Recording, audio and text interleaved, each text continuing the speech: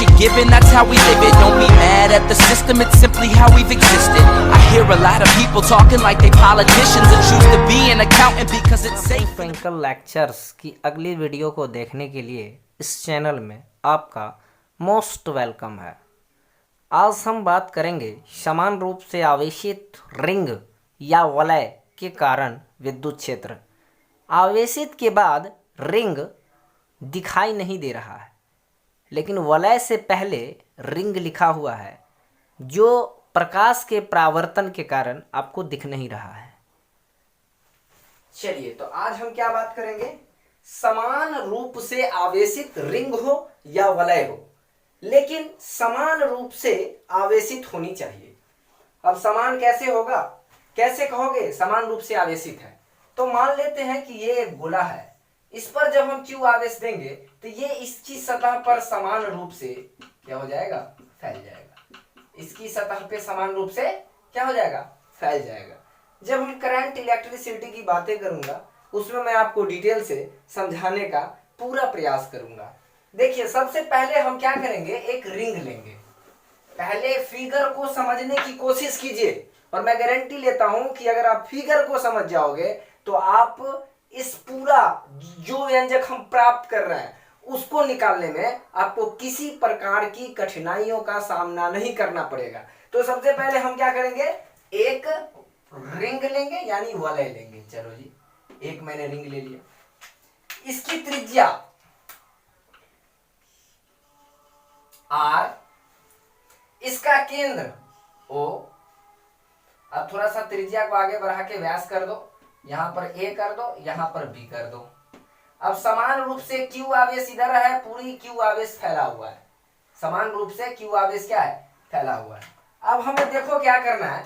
इसके कारण ये आवेशित है, इसके कारण हमको विद्युत क्षेत्र निकालना है। तो विद्युत क्षेत्र कहाँ निकालना है? केंद्र पे निकालना है, या इससे कुछ दूर निकालना है। तो सबसे पहले एक बार हम दूर पे निकाल के दिखा देते हैं। सबसे पहले हम कुछ दूरी लेते हैं। तो दूरी कितना ले? तो मान लेते हैं कि इससे x दूरी पर देखिए, x दूरी पर एक बिंदु क्या है? P है। ठीक है। अब गौर से देखो, ये x दूरी पर एक बिंदु P है। अब हम क्या करेंगे? क्योंकि यहां पूरे समान रूप से Q आवेश है, यहां भी Q, यहां Q, यहां Q, Q, Q, Q, यहां भी Q। पहले तो पूरे Q है, तो ये दोनों पॉइंट तो पूरे के अंदर आता है, तो दोनों पॉइंट पे भी क्या है? Q आवेश है, एकदम बराबर है। अब हम देखो यहां से क्या करते हैं, देखते हैं, है ना? नहीं, डॉट लाइन छोड़ो, पूरी लाइन खींचो, और यहां से इसकी दूरी को भी हम देख लेते हैं। देख लिए हम दूरी को? चलो, इतना तो समझ में आ गया। अब इस पर क्या करना है? तो आप तो समझ रहे हैं ना, ये क्या है ना, ये अक्ष है, और निरक्ष कैसे होगा? ऐसे होगा। तो ये हो जाएगा आपका निरक्ष। ठीक है। अब समझने की कोशिश करोगे कैसे कैसे हम निकालेंगे। अब देखो, ये एक समकोण त्रिभुज बन रहा है ऐसे करके। तो समकोण त्रिभुज में ये लंब हो गया, ये आधार हो गया।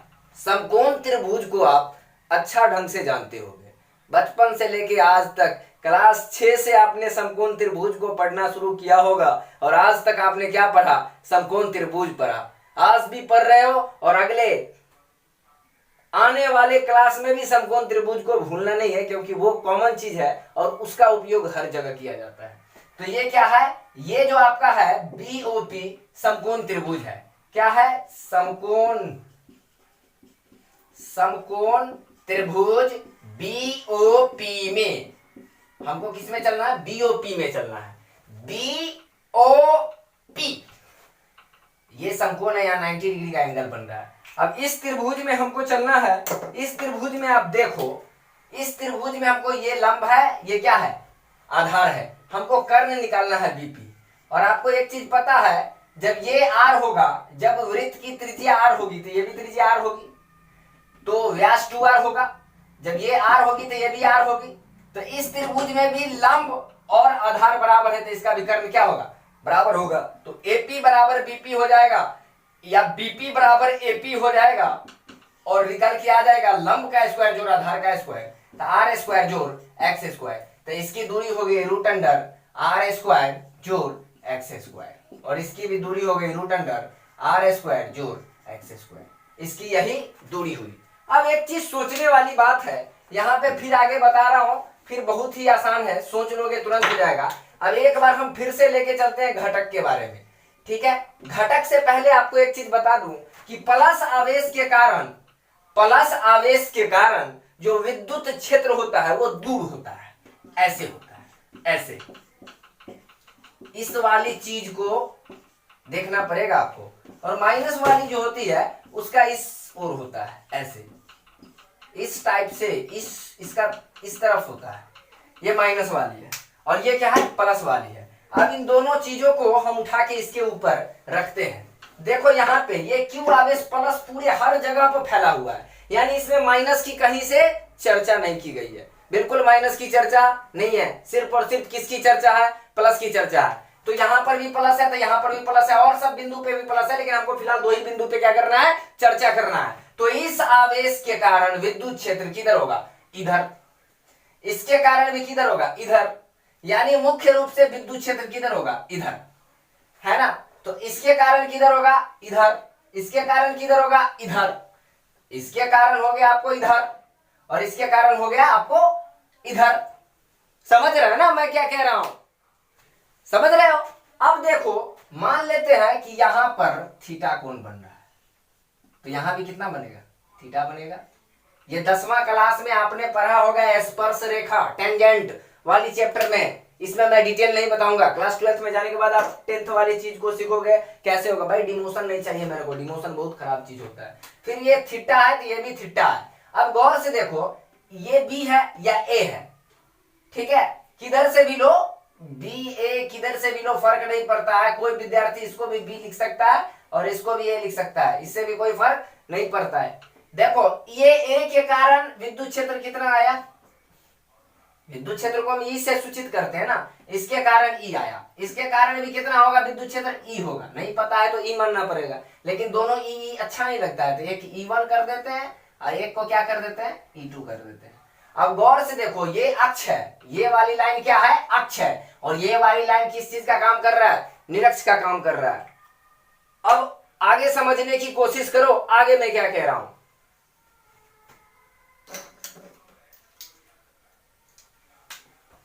ये जब मैंने पहले भी घटक के बारे में एक चीज बताया था आपको, घटक के बारे में ऐसे करके मैंने लाइन खींचा था, बोला था एक्स अक्ष वाई अक्ष, अब बोला था अगर यहाँ पी क्यू आर एस कुछ भी ले लो, इस बार ए ले लो, ए रखा हुआ है, जब ये जब ये इधर जाएगा एक्स की तरफ तो क्या हो जाएगा, कॉस थीटा हो जाएगा। तो हम क्या लिखेंगे, हम लिखेंगे ए कॉस थीटा, और जब ये उठ के इधर चला जाएगा तो हम क्या लिखेंगे, ए साइन थीटा।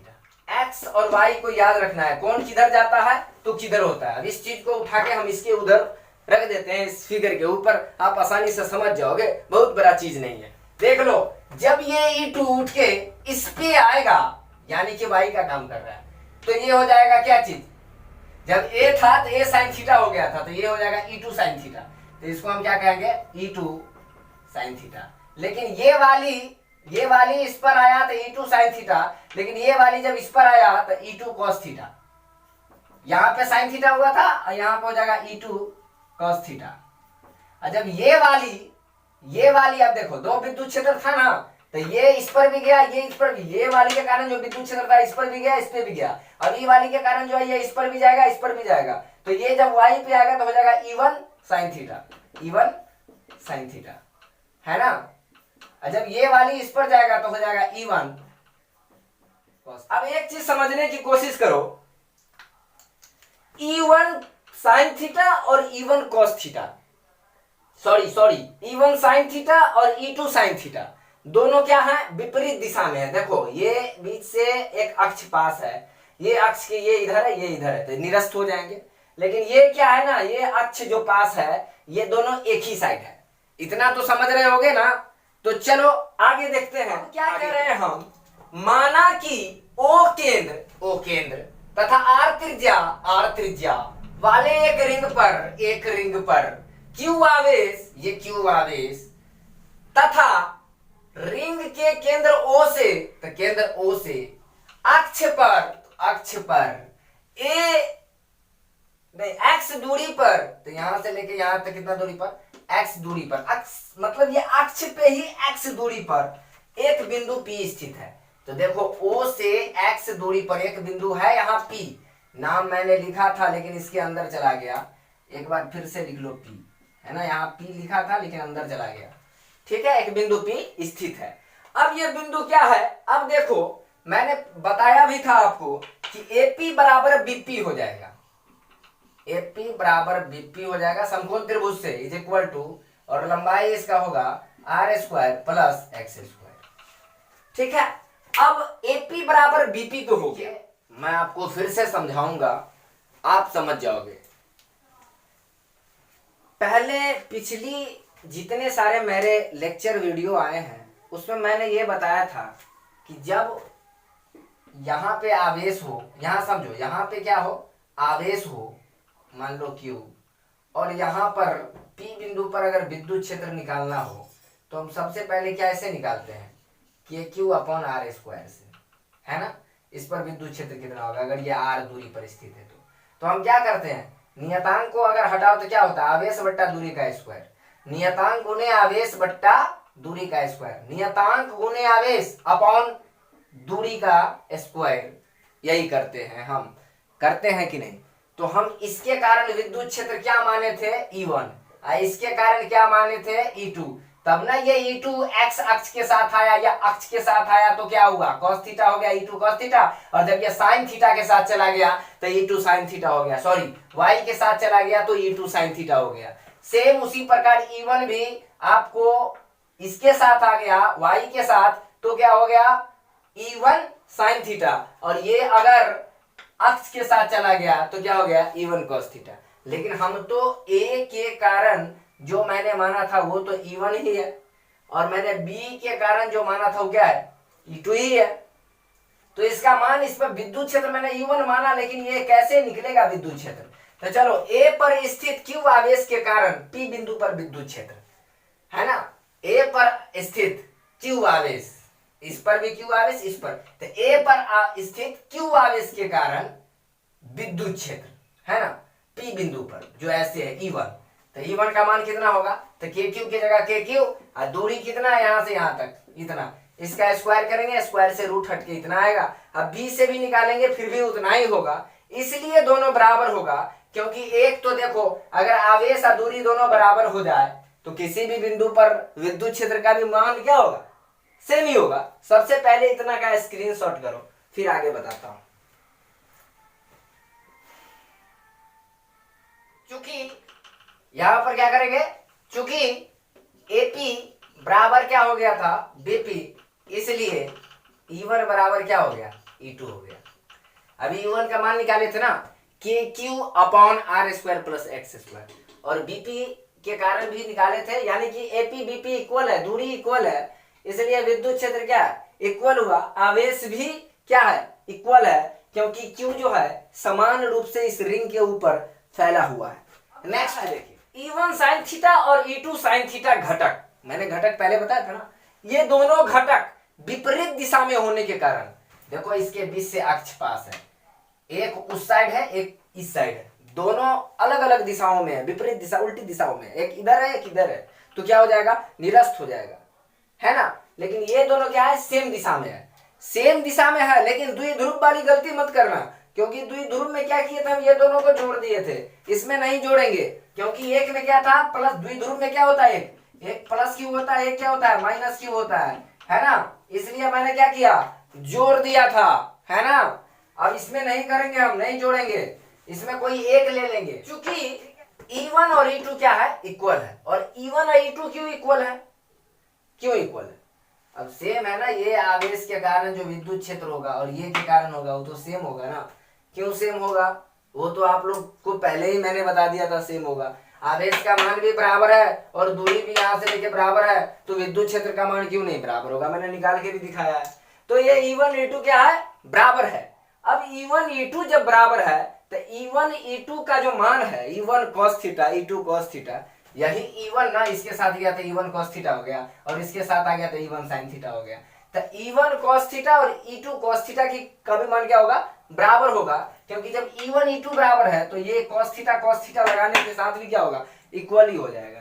तो यहाँ पर हम परिणामी विद्युत क्षेत्र जब निकालेंगे तो दोनों में से कोई एक ले लेंगे, क्योंकि दोनों क्या है, बराबर है। जब एक ले लिया मैंने तो यहाँ देखो KQ अपॉन इतना इतना cos थीटा, ये E1 का मान भी इतना ही आया था, E2 का भी मान क्या था, इतना ही आया था, इसलिए मैंने E1 का मान ही E1 से ही निकाल दिया, मान ले लिया, cos थीटा ऐसे ही छोड़ दिया।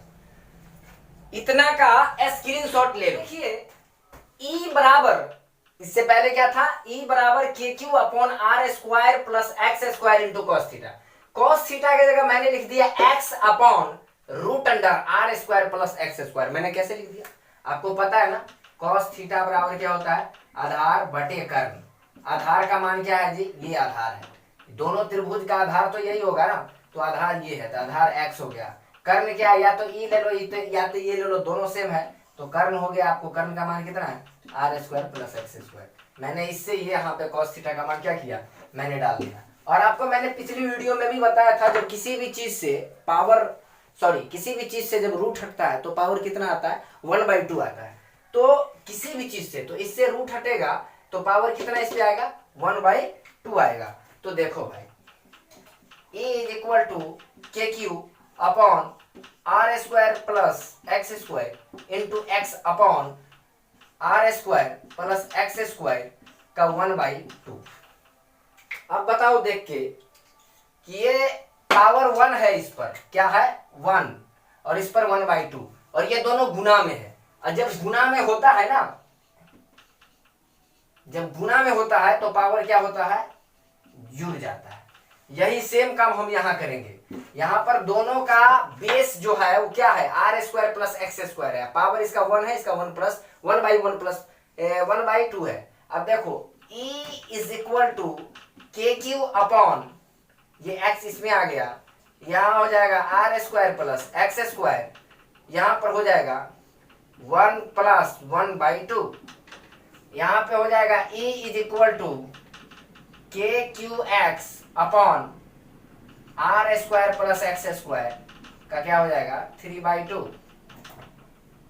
अब नीचे एक लाइन लिख दो, लाइन नीचे एक लिख दो, इतना तो निकल गया, लेकिन ये किसका मान निकला, तो विद्युत क्षेत्र का। भाई विद्युत क्षेत्र, हर जगह विद्युत क्षेत्र का मान अलग अलग होता है, क्योंकि हम जब विद्युत क्षेत्र निकालते हैं तो E बराबर क्या निकालते हैं, KQ अपॉन R स्क्वायर से। अगर R के मान में परिवर्तन होगा तो विद्युत क्षेत्र के मान में क्या होगा, परिवर्तन होगा। अगर Q के मान में भी परिवर्तन होगा फिर भी विद्युत क्षेत्र के मान में क्या होगा, परिवर्तन होगा। होगा कि नहीं होगा, चलो आगे देखो। तो वही कह रहे हैं कि ये जो विद्युत क्षेत्र निकला है ये इस बिंदु पर निकला है, यानी अक्ष से x दूरी पर, मतलब इसका वलय का केंद्र है ना, वलय या रिंग का केंद्र से x दूरी पर एक बिंदु P है, इस पर हमारा विद्युत क्षेत्र का मान ये निकला है। इसलिए आप डब्बा बना के डायरेक्ट क्या लिख देंगे, E इज इक्वल टू, यहां पर लिखेंगे KQX upon R square plus X square का 3/2। प्रूव्ड, बन गया। चलो जी, यहां के बाद ये लिख लेना, स्क्रीनशॉट करो। अब रिंग के केंद्र पर, केंद्र यहां है, जब इतना दूरी पर निकाले थे तो निकल गया था। जब केंद्र पर निकालेंगे तो इसका मतलब दूरी नगण्य हो गई, 0। एक्स का वैल्यू क्या आ गया, 0। ये तो इतना दूरी नहीं गया, यहीं पे हो गया। तो जब दूरी नगण्य तो विद्युत क्षेत्र का मान भी क्या होगा, 0। तो इसका मान निकालने के लिए आप क्या लिखेंगे, चूंकि x बराबर क्या 0, इसलिए E बराबर भी क्या होगा 0। ठीक है जी हाँ। चलो आप इसका स्क्रीनशॉट करो, फिर मिलेंगे आपसे अगली वीडियो में। अगला कोई लेके आऊंगा, क्या लेके आऊंगा वो आज ही बता देता हूं। अगला टॉपिक आपका होगा वो बल आघूर्ण का हम मान निकालेंगे आगे, ठीक है, टॉर्क, उसी के बारे में हम चर्चा करेंगे। तब तक आप इसके ऊपर काफी डिस्कशन करो, अपने आप में करो, अपने दिल से करो, हर जगह पे करो। फिर हम मिलेंगे ही तो अगली वीडियो का आप इंतजार करोगे। अगर अच्छा लगे तो चैनल को सब्सक्राइब जरूर कर देना और